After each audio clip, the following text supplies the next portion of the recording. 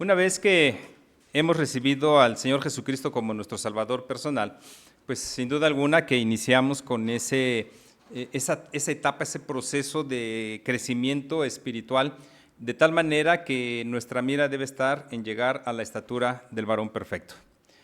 Sin embargo, hermanos, hay un riesgo y un peligro que corremos como creyentes en Jesucristo, ¿sí?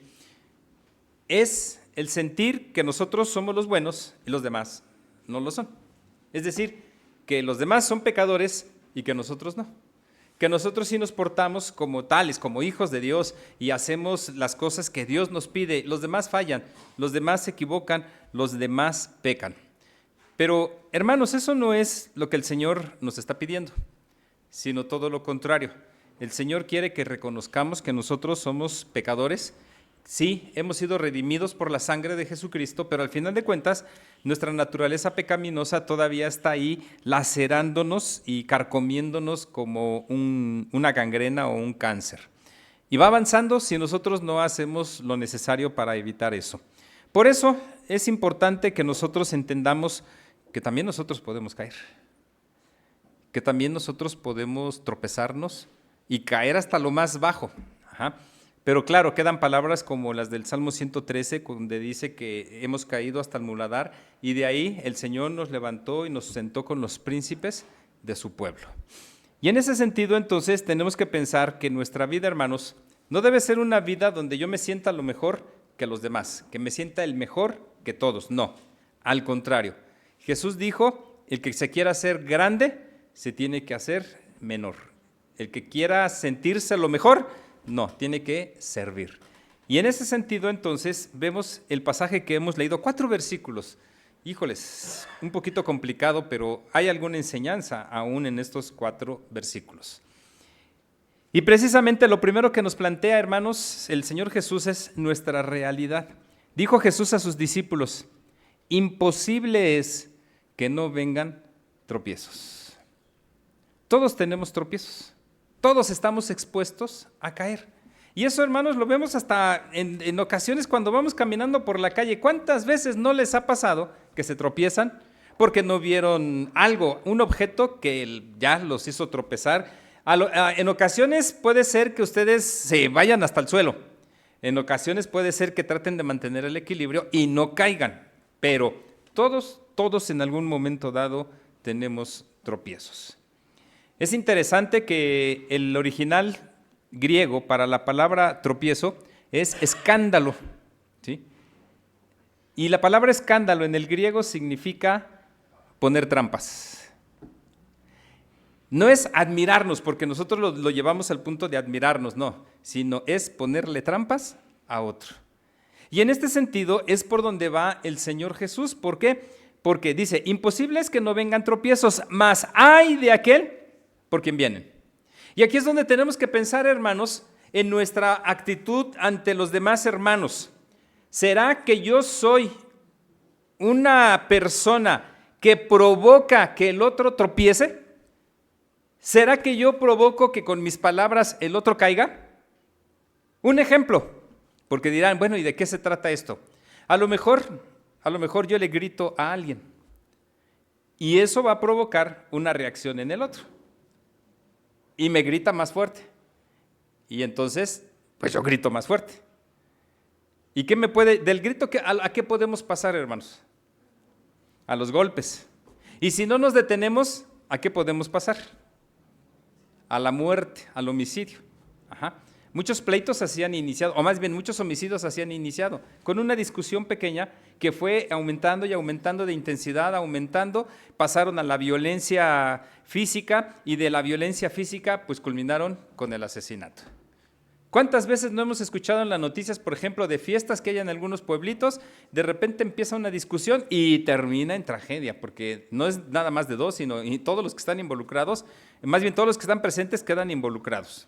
Entonces el Señor Jesús está previniendo a sus discípulos a que no sean un tropiezo para los demás, para que no hagan caer a los demás, que no provoquen al otro para que caiga en el pecado. Y aquí es donde nosotros tenemos entonces, hermanos, que poder entender y que a veces el otro está tranquilo y nosotros ya le dijimos algo y provocamos el enojo. ¿Se acuerdan? Uno de los textos obviamente se refiere a los padres, pero lo podemos aplicar. ¿Qué dice que no tienen que hacer los padres con los hijos? No provoquéis a ira. ¿De qué manera provocamos a ira al otro, hermanos? Muchas maneras. Hay muchas maneras de provocar al otro a ira. Ya les decía una, con unas palabras que no son las adecuadas, ¿sí? A lo mejor le contesté mal y eso va a provocar la ira del otro. ¿Cómo empiezan muchas de las discusiones en las parejas matrimoniales, hermanos? ¿Cómo comienza? A lo mejor yo no dije algo adecuado. No necesariamente una grosería, pero no era lo que esperaba, en mi caso no era lo que esperaba mi esposa que le respondiera. A lo mejor mi esposa esperaba una cosa, yo le respondo otra y entonces ya provoqué su enojo. Mi esposa precisamente siempre me ha dicho, cuando me veas enojada, pregúntate por qué estoy enojada. Porque yo no estoy enojada nada más porque sí, hay una razón. Y es cierto, es cierto. ¿O ustedes se enojan nada más así porque sí, hermanos? No, pero algo les produce el enojo. Hay algo, ¿sí? Lo que sea, pero hay algo que les produce el enojo. Entonces, dice el Señor Jesús casi, cuídense de que no sean ustedes los que provoquen al otro para que caiga en el pecado. Fíjense entonces, no solamente es de que yo no peque, sino que no haga pecar al otro. A veces consideramos, ¿en qué consiste el amarás a tu prójimo como a ti mismo? Pues es parte de esto, hermanos. ¿Se acuerdan que la Escritura dice que debemos soportarnos los unos a los otros? Y hemos dicho, no se trata de aguantar. Ay, lo tengo que aguantar. No me cae bien, pero lo tengo que aguantar. No. Y lo dijimos, ¿para qué son los soportes que hay en los edificios, hermanos? Para sostener la construcción, para que no se caiga. Eso es lo que en la Biblia se habla de soportarse los unos con los otros. El servir de ese elemento que no haga caer al otro, sino al contrario, que crezca. Tenemos que buscar que crezca, como decimos en la bendición de la Escuela de Formación Cristiana, en la gracia y en el conocimiento de nuestro Señor y Salvador Jesucristo. Y aquí, hermanos, entra el otro punto del que tenemos que tener atención y prestar atención. Nuestra responsabilidad no es entonces solamente por nuestra propia vida, porque vivamos una vida santa, sino también propiciar que el otro, el que está a mi lado, también viva una vida santa. ¿Por qué creen que el Señor, cuando se refiere a los esposos, les dice, maridos, amen a sus esposas, así como Cristo amó la iglesia y se entregó a sí mismo por ella para presentarla limpia y sin mancha delante de su Padre? Jesús fue responsable y se hizo responsable de los suyos y tomó su lugar para que nadie sufriera. Entonces, tenemos también una carga de responsabilidad sobre el que está a nuestro lado, sobre mi esposa, sobre mi hijo, sobre mi mamá, mi suegra, mis cuñados, mis hermanos. O sea, la gente que está cercana a mí, yo también tengo una responsabilidad de no provocar que ellos caigan en pecado. Algunos dirán, oiga hermano, qué difícil la pone. Yo no, el Señor. Pero así es, hermanos, porque vivimos en comunidad. Vivimos juntos, ¿sí? Y juntos tenemos que crecer, juntos tenemos que salir adelante. Y en ese sentido, entonces, hay que tener cuidado del otro. Hagan de cuenta que es un terreno en el cual se ha sembrado y de lo cual una parte sabemos tiene que ver con la lluvia, pero si vienen las lluvias y yo no cuido lo que sembré, ¿qué va a pasar? Se va a perder el producto. ¿Por qué? Porque las plantas lo van a ahogar y no va a producir lo que tendría que producir. Entonces hay que estar limpiando. O sea, no solamente es llegar, sembrar y pues hay que esperar a que llueva y que solito crezca la planta y produzca el fruto. No, hay que estarle limpiando. Todo el terreno hay que limpiar para que siga produciendo. Lo vemos, por ejemplo, hermanas, ¿quién de ustedes tiene plantas en sus casas? 1, 2, 3, 4. ¿Y ya nada más tienen las plantas y ahí que se queden? ¿Qué va a pasar? Se van a secar a la larga se van a secar. Es como, bueno, aunque es muy diferente, pero ¿qué pasa con los adornos que ponemos todos los domingos ahorita en esta época de calor? El miércoles ya están. Turr. Y eso pasa con las plantas en sus casas, ¿no? Si no las riegan, se van para abajo. Pero nada más las riegan y les cuidan y hasta les hablan, porque yo he visto que algunas de ustedes les hablan a las plantas con cariño y ahí están cuidándolas, ¿sí? ¿Para qué? Para que crezcan bonitas y para que produzcan las flores que tienen que producir. Bueno, eso mismo, hermanos, tenemos que hacer con los que están a nuestro lado. Y a veces no ponemos atención en eso. ¿Por qué? Porque decimos, cada quien tiene que batallar por su propia vida espiritual y cada quien se tiene que arreglar por lo suyo. Sí, pero también somos responsables nosotros del que está a nuestro lado. Y eso implica quitarnos el egoísmo de nuestro corazón. Y todavía fíjense, mejor le fuera que se le atase al cuello una piedra de molino y se le arrojase al mar, que hacer tropezar a uno de estos pequeñitos. ¿Han visto ustedes reportajes de la Cosa Nostra? Bueno, primero, ¿saben lo que es la Cosa Nostra? Son los grupos delictivos que había en Italia, allá en la década de los 20, los 30. ¿Sí? ¿Mande? Los sicilianos y toda esa mucha parte de allá. El método para deshacerse de sus enemigos era este precisamente. Atarles una piedra o inclusive a algunos hasta ponerles cemento en los pies y arrojarlos al mar. Y ahí, que se hundan y que se mueran. Bueno, algo parecido dice aquí el texto. Yo creo que ellos tomaron de esto esa práctica para deshacerse de sus enemigos. Porque al final de cuentas es lo que está señalando. Aquel que haga tropezar a otro, aquel que haga pecar al otro, mejor le valiera atarse, dice ahí, esa piedra de molino. La piedra de molino no es una piedra pequeñita. No es una piedra ligera, al contrario, es una piedra grande y que pesa, porque si tiene que utilizarse para moler, tiene que pesar, si no, no va a moler adecuadamente el producto.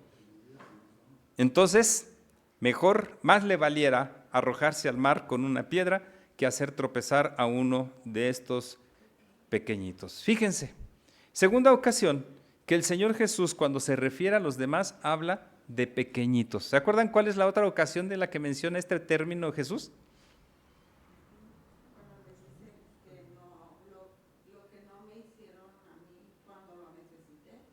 Ajá, tuve hambre y no me dieron de comer. Tuve sed y no me dieron de beber. Y da la lista y al final dice, ¿y cuándo? ¿Cuándo lo hicimos o cuándo no lo hicimos? Cuando lo hicieron a uno de estos, mis hermanos más pequeñitos, a mí lo hicieron. ¿Sí? Entonces, si tomamos esa referencia de Mateo y la aplicamos aquí, prácticamente estaría diciendo el Señor Jesús, más le valiera que se aventara al mar con una piedra de molino que me afectara a mí. Cuando atentamos contra el que está a nuestro lado, atentamos contra Jesús.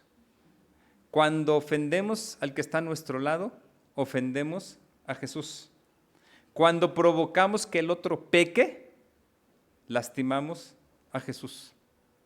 ¿Cómo interpretamos ese texto que dice no contristéis al Espíritu? ¿Cómo lo interpretamos, hermanos? Lo más obvio, decimos, no hay que ponerlo triste. ¿Y cómo lo vamos a poner? ¿Cómo vamos a poner triste al Espíritu Santo? No obedeciéndole. Pues sí, pero todavía es muy general. Una manera de contristar al Espíritu es pecando. Cuando nosotros pecamos, hacemos que el Espíritu de Dios y Dios mismo se ponga triste. ¿Cuántas veces nosotros, haciendo que el otro peque, no hemos puesto a Dios triste, hermanos? ¿Se imaginan que Dios, haciendo un término antropomórfico, se imaginan que Dios llorara? ¿Cuántas lágrimas ya habría derramado Dios por causa del pecado que cometemos o que hacemos cometer al otro? ¿Se imaginan, hermanos? Yo creo que si se secaran todos los mares de la tierra con las lágrimas de Dios, ya se hubieran llenado otra vez esos mares. ¿Sí? Entonces, hermanos, debemos tener mucho cuidado de lo que hacemos en contra nuestra por cuestiones del pecado, pero también cuando provocamos que el otro peque. Mirad por vosotros mismos. Ahora habla ya, en lo particular. Vamos a ver, hablemos de ustedes. Si tu hermano pecare contra ti, repréndele. Y si se arrepintiere, perdónale. Recuerdan que el apóstol Pablo más adelante va a mencionar que nosotros somos llamados a ejercer el ministerio de la reconciliación. Debemos buscar la reconciliación entre nosotros. Y si a alguien vemos que está cometiendo pecado, le tenemos que reprender. Y lo tenemos claro, lo tenemos que hacer con amor, no juzgándolo, no señalándolo, no actuando en contra del otro, sino haciéndolo con amor. Pero hay que reprenderle y hay que hacerle ver que está en pecado. Un ejemplo de esto lo vemos en Natán. ¿Se acuerdan de Natán? ¿Quién era Natán? El que amonestó a David. ¿Cómo lo hizo? ¿Cómo amonestó Natán a David, hermanos? ¿Cómo lo reprendió? No llegó y le dijo, es un pecador de lo peor porque has hecho esto y esto y esto y esto. No, con amor le cuenta una historia le cuenta. Había un hombre que tenía muchas ovejas y su vecino solamente tenía una y la cuidaba con tanto amor. Un día el hombre rico tuvo una fiesta, pero como no se quiso deshacer de sus ovejas, fue con el otro y se la quitó, se la robó y de ahí sacó para darle a sus comensales. ¿Qué crees que deba pasar? Pues el hombre rico tiene que morir porque le quitó la oveja al otro que tenía una sola. Bueno, pues ¿sabes qué, David? Ese eres tú. El texto no nos dice más de no nos da más información, pero tratemos de imaginar ese diálogo. A lo mejor David, ¿yo por qué? Tú le robaste la esposa a Urías. ¿Y se imaginan esas palabras en ese momento para David? Es confrontado, pero es confrontado con amor. No es confrontado con juicio. No es confrontado acusatoriamente, sino con amor. ¿Sí? Entonces aquí nosotros, si queremos reprender a alguien, lo tenemos que hacer con amor. No con juicio, no con crítica, no con nada, sino con amor. Y dice todavía, si este hombre se arrepiente, entonces perdónale.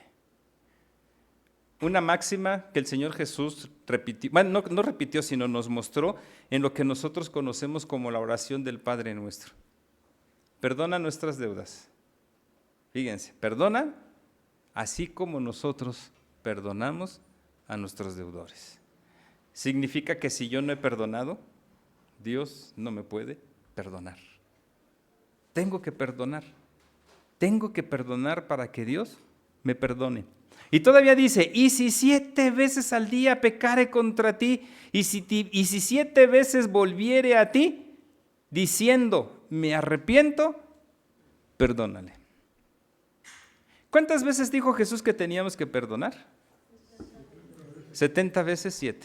Aquí no se va a esa cantidad, aquí habla de 7 veces, pero es lo mismo.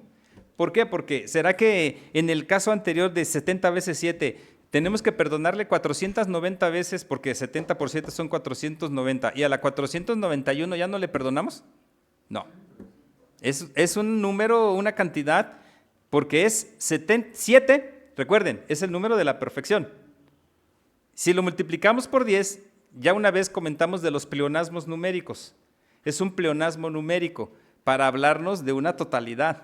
Entonces, pero eso lo estamos multiplicando por el mismo número, entonces es una cantidad que no termina. Y aquí, nada más hay que perdonar 7 veces, y ya la 8ª vez, ahora sí ya no te perdono. Como luego salen algunas películas mexicanas de las viejitas, donde está el cura que se tiene que pelear, y le pegan en la mejilla, y a ver, pongo la otra, y ahora sí, viene la mía. ¿Sí? No es por ahí el asunto. La práctica del perdón, hermanos, no tiene límite. Tenemos que saber perdonar las veces que sea necesario. Ojo, eso es de mí para el otro. Pero para el otro también tendría que venir la otra cuestión. Porque no se trata, te hago, total, te pido perdón. No va por ahí. No va por ahí, hermanos, sino va, como lo dice al principio, de que el que ha ofendido se arrepienta, y cuando hablamos de arrepentimiento, hablamos de un cambio de mentalidad. Dicen los jóvenes hoy en día, de un cambio de chip, quitamos el que teníamos y ponemos otro, renovado por la acción del Señor en nuestro corazón. Entonces, hermanos, el pasaje en pocas palabras en esta tarde nos enseña, número 1, que debemos tener cuidado de lo que hacemos, no sea que hagamos que el otro que está a nuestro lado caiga en pecado. Mucho cuidado con nuestro testimonio. Y nuestro testimonio tiene que ver con lo que decimos, con lo que hacemos, con lo que hablamos, pero también con lo que pensamos. Porque hay quienes dicen, mira, no se lo dije, pero sí lo pensé. Pensé lo peor del otro. No se lo dije, pero lo pensé. Pues eso ya es pecado. Eso ya es pecado. ¿Sí? Entonces, nuestro testimonio ante el otro debe ser un testimonio que lo haga crecer, que lo lleve a desarrollarse en su vida de santidad. Mucho cuidado, y la cosa es seria por lo que dice ahí. Y examinarnos a nosotros mismos. ¿Se acuerdan que en la Santa Cena el apóstol Pablo dice, examínese cada uno a sí mismo? O sea, la autoexaminación es importante porque antes de pensar en cómo está el otro, tengo que pensar en cómo estoy yo. Y si yo no estoy bien, ¿por qué voy a pedir que el otro esté bien? Si yo peco, ¿cómo le voy a pedir al otro que no lo haga cuando yo sí lo hago? No, debemos tener mucho cuidado en eso.